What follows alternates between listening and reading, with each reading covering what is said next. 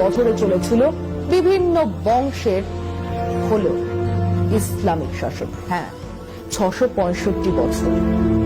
গত 6 বছর বিজেপির শাসনে সব থেকে বেশি যে কথা তারা বোঝাবার চেষ্টা করেছে তা হলো হিন্দু খতরে মে হ্যায়। অথচ এই হিন্দুরা অনায়াসে পার করেছে 665 বছরের ইসলামিক শাসন। 665 বছরে কেউ যদি চাইতো তাহলে কি এই ভূখণ্ডে একজনও হিন্দু অবশিষ্ট থাকতো? আমি সুচন্দ্রিমা, নমস্কার। মাঝে মধ্যে ইতিহাস চর্চা করা ভালো। কিছু মানুষ আছেন যারা ইতিহাসের নামে তাদের ইচ্ছে মতো যা খুশি তাই বোঝাতে থাকেন, সেটা বিপজ্জনক। তাই আজ একটু ইতিহাস ঘাটা যাক। মাঝে মধ্যে দেখবেন আরএসএস, বিজেপির লোকজন বলেন ইসলাম কি হিংস্র, তাদের রাজারা সম্রাটরা কি হিংস্র, কি অত্যাচারী না চালিয়েছে, হিন্দু দেখেছে আর মাথা কেটেছে। এবং এসব বলতে গিয়ে সবচেয়ে আগে যার নাম আসে সে হলো Genghis Khan.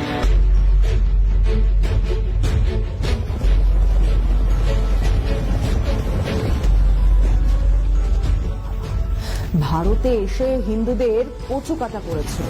My name is Khan, Genghis Khan.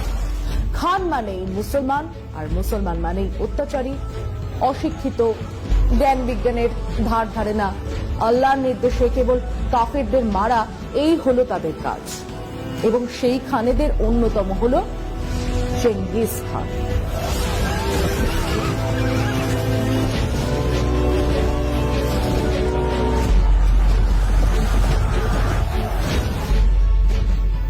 IT cell থেকে তথ্য পৌঁছে দেওয়া হয়, তারপর সত্যিকারের অশিক্ষিত ভক্তের দল বা ধান্দাবাজি করার জন্য জুটে যাওয়া পাবলিক এই তথ্য গোল গোল চোখ করে এমন বর্ণনা করবে যে মনে হবে ডিব্বাস সে নিজেই হাজির ছিল, চেঙ্গিস খানের সঙ্গে সেলফিও তুলেছিল। এবার তথ্যটা দেখা যাক। চেঙ্গিস খান মুসলমান ছিলেন না, তিনি ছিলেন টেংরিস্ট। এশীয় ইউরোপীয় স্টেপি অঞ্চলে আকাশ দেবতা টেংরির পুজো করতেন। কেবল তাই নয়, তিনি হালাল মাংসের ওপর নিষেধাজ্ঞা জারি করেছিলেন। তার বংশধর কুবলাই খান বৌদ্ধ ধর্ম গ্রহণ করেন এবং তিনি সুন্নত এবং হালাল দুইয়ের ওপরেই নিষেধাজ্ঞা জারি করেন। চেঙ্গিস খান ভারতবর্ষের ধারে কাছেও আসেননি, আফগানিস্তানে এসেছিলেন তার ছেলে। অতএব চেঙ্গিস খান দিল্লিতে লাশের পাহাড় বানিয়েছিল এ তথ্য ভুল। হ্যাঁ, তিনি কিছু জায়গায় লাশের পাহাড় বানিয়েছিলেন, তা ছিল মুসলমানদের। মধ্য এশিয়ার শাহ বংশের সম্রাট শাহ আলাউদ্দিন মোহাম্মদকে আক্রমণ করেছিলেন এবং তার সাম্রাজ্যের মুসলমান প্রজা আর সামরিক বাহিনীদের কচুকাটা করেছিলেন, এবং তারা ছিলেন মুসলমান। শোনা যায় সেই সময় 3 দিনে তিনি 1.5 লক্ষ মুসলমান হত্যা করেছিলেন।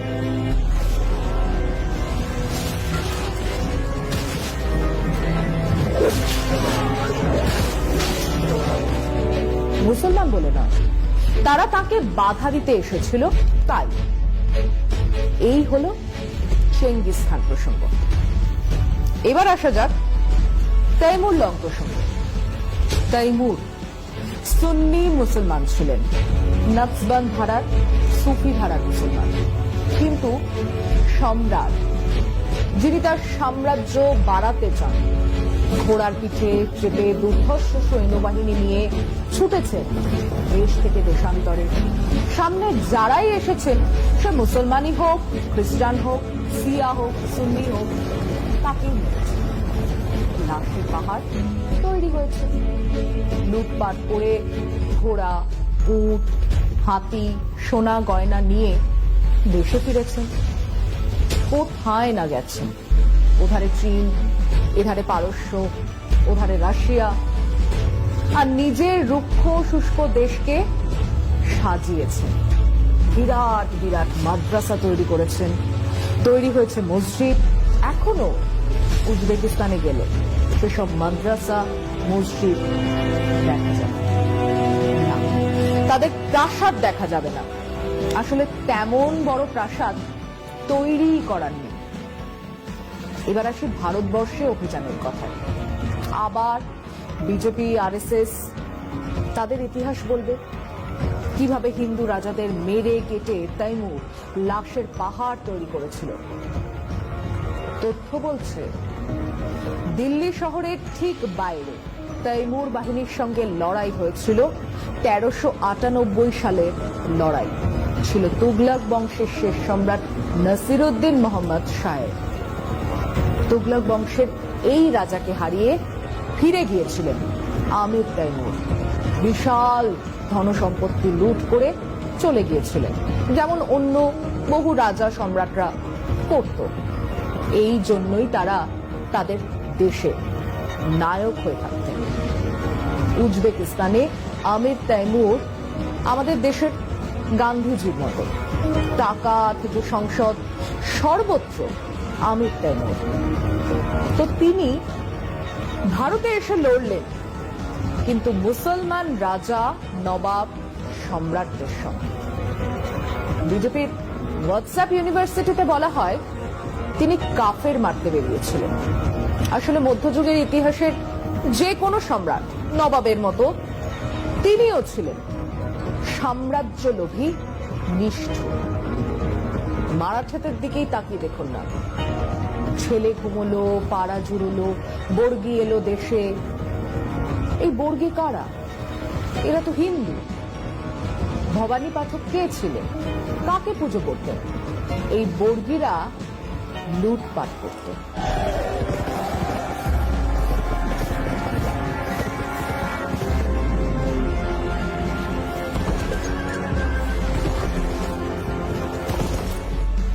মহিলাদের অপহরণ করতে এসেছিল এই বাংলায়। কে আটকালো? আলীবর্দী খান, একজন মুসলমান রাজা। তাকে আটকাচ্ছে। কাকে আটকাচ্ছে? হিন্দু লুঠেরাদের। আর কাকে বাঁচাচ্ছে? তার হিন্দু প্রজাদের। এমনি এমনি নাকি? হিন্দু প্রজারা খাজনা দিত, তাই তাদের বাঁচিয়েছিল। এর সঙ্গে হিন্দু মুসলমানের কোনো সম্পর্ক নেই। অথচ বিজেপি আরএসএস তারা বোঝাচ্ছে মুসলমান রাজত্বে কি অত্যাচারী না হয়েছে। হয়েছে তো। হিন্দু রাজারাও অত্যাচার করেছে, মুসলমান নবাবরাও করেছে, যে কোনো শাসক যেমন করে থাকে। আবার তাদের মধ্যে ভালো শাসকও ছিলেন। সম্রাট অশোকের দ্বিতীয় অধ্যায় ছিল ধর্মের শাসক। আকবর শুরু থেকেই ছিলেন কল্যাণকারী রাজা। শেরশাহ সূরি, যার আসল নাম ছিল ফরিদ খান, ছিলেন একজন প্রজাবৎসল সম্রাট। তৈরি করেছিলেন গ্র্যান্ড ট্র্যাঙ্ক রোড, ডাক ব্যবস্থার প্রচলন করেছিলেন। মারা গেলেন কালিঞ্জরের যুদ্ধে। কাদের বিরুদ্ধে? মহোবার রাজপুতদের বিরুদ্ধে লড়তে গিয়ে। মহোবার রাজপুত মানে হিন্দু। আকবর লড়াই করছেন হলদিঘাটিতে মহারানা প্রতাপের বিরুদ্ধে। তার সেনাপতি কে ছিলেন? আম্বারের রাজা মান সিং। অন্যদিকে মহারানা প্রতাপের সেনাপতি দুর্ধর্ষ বীর হাকিম খান। তাহলে কি দাঁড়ালো? ইতিহাসের রাজা, সম্রাট, নবাব, সুলতানদের লড়াই হিন্দু মুসলমান দেখে হয়নি। তাদের যুদ্ধ হয়েছে পররাজ্য গ্রাস করার জন্য, সম্পদ আহরণ করার জন্য। আর কোনো কারণ ছিল না। সেই সময়ের মন্দির ছিল ধনরত্নে ভরা, যেমনটা এখনকার তিরুপতি ইত্যাদির মতো। মুসলমান নবাব সম্রাটরা সেগুলো লুটপাট করেছিল ওই সম্পদের জন্য। সোমনাথের মন্দির ও সেই জন্যই লুট করেছিল নাদের শাহ। খবর ছিল মন্দিরের গর্ভগৃহে তাল তাল সোনা আছে। শ্রীরঙ্গপত্তনমের কাছে মন্দির লুট করেছিল মারাঠারা। বাংলার বেশ কিছু এমন মন্দির লুট করেছিল মারাঠারা। আসলে চেয়েছিল সম্পদ আহরণ। কিন্তু যে ঘটনাগুলোকে আজ এত দিন পরে তুলে ধরছে আরএসএস বিজেপি, তা দিয়ে তারা বোঝানোর চেষ্টা করছে কেবল মুসলমান রাজারা হিন্দুদের ওপর অত্যাচার করত। আচ্ছা, আসুন তাহলে আরেকটা তথ্য দেওয়া যাক। 1192 পৃথ্বীরাজ চৌহানকে যুদ্ধে হারিয়ে মোহাম্মদ ঘোরি দিল্লি দখল করলেন। এরপর 1857 সিপাহী বিদ্রোহের পর ব্রিটিশরা আসে। 665 বছর ধরে চলেছিল বিভিন্ন বংশের হলেও ইসলামিক শাসন। হ্যাঁ, 665 বছর, মানে সম্রাট বা নবাব বা সুলতানের ধর্ম ছিল মুসলমান। এবং এই যে বিজেপি রোজ বলে যায় মুসলমানরা আর 50 বছরে সংখ্যাগরিষ্ঠ হয়ে উঠবে, যদিও এখনো তারা ওই 15%ই দাঁড়িয়ে। গত 6 বছর বিজেপির শাসনে সব থেকে বেশি যে কথা তারা বোঝাবার চেষ্টা করেছে তা হলো হিন্দু খতরে মে হ্যায়। অথচ এই হিন্দুরা অনায়াসে পার করেছে 665 বছরের ইসলামিক শাসন। ভারতবর্ষের এই বিশাল এলাকাতে কটা মন্দির ভাঙার ইতিহাস পাওয়া যায়? 665 বছরে কেউ যদি চাইতো তাহলে কি এই ভূখণ্ডে একজনও হিন্দু অবশিষ্ট থাকতো? কোথাও কেউ কোনো ধার্মিক অত্যাচার করেনি, কোনো মন্দির ভাঙেনি। আলবাত অত্যাচার হয়েছে, ধর্মীয় কারণেও অত্যাচার হয়েছে, আলবাত মন্দির ভাঙা হয়েছে, কিন্তু তা ছিল না সারা দেশের, সারা সমাজের কথা। আর সব রাজা, সব সম্রাট, সব নবাব, সব সুলতানরাও একইভাবে ভাঙার কাজ করে গেছেন তাও নয়। ধরুন অরঙ্গজেবের কথা, যে কথা বিজেপি আরএসএস সব থেকে বেশি বলে। আসুন দেখা যাক সত্যিটা কি। অরঙ্গজেব নাকি কাশী বিশ্বনাথের মন্দির ভেঙেছিলেন, ঠিকই বলছে। অরঙ্গজেবের ধর্মীয় অসহিষ্ণুতা ছিল, কিন্তু উনি আবার কামাখ্যা মন্দিরের জন্য জমি দান করেন, উজ্জয়িনীর মহাকাল মন্দিরের জন্য জমি দান করেছিলেন, বৃন্দাবনের কৃষ্ণ মন্দিরের জন্য জমি দান করেছিলেন। তাহলে কি নাড়ালো? উনি মন্দির ভেঙেছেন, আবার মন্দিরের জন্য দানও করেছেন। উনি ধর্মভীরু মুসলমান ছিলেন, মসজিদের জন্য প্রচুর দান ধ্যান করতেন, স্বাভাবিক। কিন্তু গোলকুন্ডার রাজা তানা শাহ তাকে খাজনা দিচ্ছিলেন না। ওদিকে প্রচুর ধনরত্ন এক মসজিদের ভেতরে জমা করেছিলেন। অরঙ্গজেব সেই মসজিদ ভেঙে ওই ধনরত্ন লুট করেন। অন্তত একটা মসজিদ ভাঙার কথা তো ইতিহাসেই আছে। আসলে আমরা নবাব, সম্রাট, সুলতানদের নৈতিক ধার্মিক দৃষ্টিকোণ থেকে দেখার চেষ্টা করছি। নবাব, সম্রাট, সুলতানরা অর্থ, প্রতিপত্তি, ক্ষমতার জন্য শাসন করতেন, ধর্ম, ন্যায়, নিষ্ঠার জন্য নয়। আসলে এটা এক ধরনের ইতিহাসের বিকৃতি, ইতিহাসকে সাম্প্রদায়িক দৃষ্টি দিয়ে দেখানোর চেষ্টা, যা শুরু হয়েছিল 1857-তে সিপাহী বিদ্রোহের সময় থেকে। বাহাদুর শাহ জাফরকে সামনে রেখে কারা লড়ছিলেন? লক্ষ্মীবাই, তাঁতিয়া টোপি, মঙ্গল পাণ্ডে, কুঁওয়ার সিং, হিন্দু মুসলমান মিলে লড়ছিলেন ব্রিটিশদের বিরুদ্ধে। ব্রিটিশরা তখন থেকেই ডিভাইড অ্যান্ড রুল এই পলিসি নিতে শুরু করে।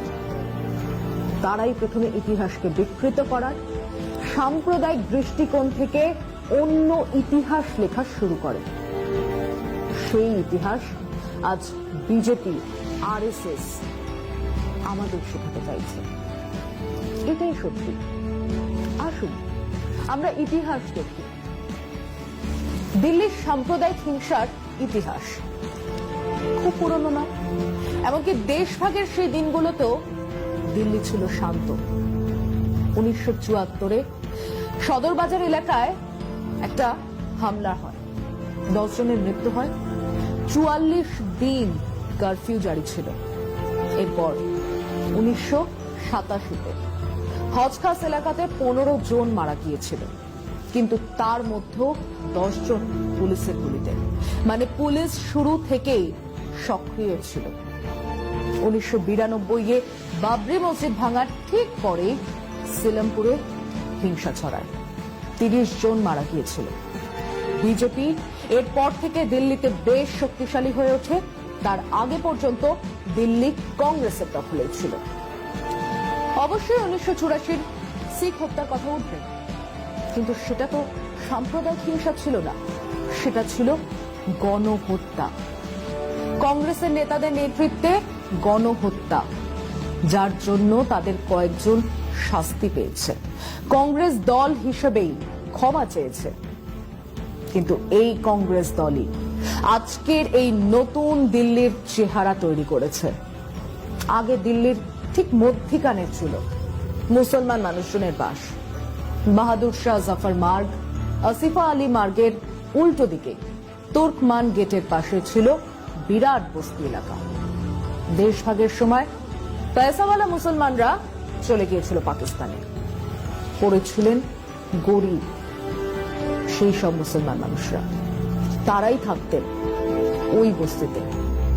সঞ্জয় গান্ধী আর তার সাকরে বলা যায় জগমোহনকে নিয়ে ওই তুর্কমান গেটের পাশের বস্তি ভাঙেন, বুলডোজার দিয়ে ভাঙেন। উৎখাত হন লক্ষ লক্ষ মুসলমান গরিব মানুষ। সঞ্জয় গান্ধী তখন দিল্লির সাজাচ্ছিলেন। ওই উৎখাত হওয়া মানুষেরা চলে গেলেন দিল্লির উত্তর পূর্বে। সেখানে তৈরি হলো ঝুপড়ি ঝুপড়ি। মজার কথা হলো, বেআইনি ভাবে ওইসব ঝুপড়ি ঝুপড়ি তৈরি করতে সাহায্য করেছিলেন কিন্তু ওই কংগ্রেস নেতারাই। তাই এখনো ওই সব কলোনিগুলোর নাম হলো ইন্দিরানগর, জওহরলাল নগর, সঞ্জয় নগর। এখনো বাসস্ট্যান্ড লেখা থাকে যে যে কলোনি। জানেন সেটা কি? ঝুপড়ি ঝুপড়ি কলোনি। সেসব বেআইনি কলোনিকে আইনি করা হবে বলে প্রতিশ্রুতিও সেই কবেকার। এবারেও নরেন্দ্র মোদী বললেন, কিন্তু রেজিস্ট্রি হলো মাত্র 29 জনের, তাও আইনসম্মত ভাবে নয়। সে কথা যা বলছিলাম তা হলো, ওই তুর্কমান গেটের পাশ থেকে সরে গিয়ে যমুনা পারে কিছু মুসলিম ঘেটো তৈরি হলো। সেখানে দেশের অন্য প্রান্ত থেকে মুসলিমরা এলেন, 71-এ বাংলাদেশ থেকেও এলেন, কিন্তু সব মিলিয়ে ওই ঘেটোর মতোই হয়ে রইল। হিন্দু মুসলমান এলাকা হলো না, হিন্দু এলাকা হলো, মুসলমান এলাকা হলো, এবং এই অঞ্চলে কমিউনাল টেনশন লেগেই রইল। হিন্দু এলাকাগুলো 1992 থেকে বিজেপির এলাকা হয়ে উঠল, আর মুসলিম এলাকা হলো কংগ্রেসের। অবশ্য 2015 থেকে এই এলাকাগুলো চলে গেছে আপের কাছে। কংগ্রেস ক্রমশ শক্তি হারিয়েছে। এবারে হিংসা বলুন, হামলা বলুন, তাকে এই পটভূমিকায় দেখলে বুঝতে সুবিধে হবে যে কেন দিল্লির উত্তর পূর্বেই হামলা হলো, কেন ওই এলাকাগুলোতে বিজেপি এতটা শক্তিশালী হয়ে উঠেছে। একইভাবে দেশের যেখানে যেখানে মিক্সড পপুলেশন, হিন্দু মুসলমানরা একসঙ্গে থাকে, তার থেকে যেখানে হিন্দুরা এক এলাকায়, মুসলমানরা তার পাশের এলাকায়, সেখানে কেন বিজেপি জিতছে, বিজেপির সমর্থন বাড়ছে। তার উপরে রয়েছে উত্তরপ্রদেশের লাগোয়া এলাকা, যেখান থেকে সহজেই ভাড়া করা গুন্ডাদের পাঠানো যায়। মুসলিম ঘেটোগুলোকে দেখিয়ে বলা খুব সোজা যে ওরা সংখ্যায় বাড়ছে, ওরা সকাল সন্ধে মাইকে আজান দেয়, ওরা 5টা বিয়ে করে, আসলে ওরা পাকিস্তানের চর, ওরা জঙ্গি। এবং এর ফলে হিন্দু এলাকায় এক ধরনের পোলারাইজেশন হবে, যেটা বিজেপি চায়। সেই পোলারাইজেশন থেকেই স্লোগান উঠবে, দেশ কে গদ্দারোं को গোলি মারো। তাই তাদের 303 জন সাংসদের একজনও মুসলমান নয়। উত্তরপ্রদেশে তারা একজন মুসলমানকেও এমএলএ টিকিট দেয়নি, তাদের দরকার নেই। তারা মুসলিমদের ঘেটোয় রাখতে চায়, উল্টো দিকে হিন্দুদের তাদের মুখোমুখি দাঁড় করিয়ে মেরুকরণ চায়। এটাই তাদের ঘোষিত রাজনীতি। তাই তারা দিল্লি থেকে কলকাতা স্লোগান দিতে পারে, দেশকে গদ্দারো কো গোলি মারো সালো কো। গদ্দার কারা? উত্তর পরিষ্কার। কেন? ওই তো পোশাক দেখেই চেনা যাচ্ছে। এবং যারা তাদের হয়ে কথা বলছেন তারা দেশদ্রোহী, তারাই গদ্দার। যেখানে হিন্দু মুসলমান একসঙ্গে থাকবে সেখানে মেরুকরণ করা কঠিন।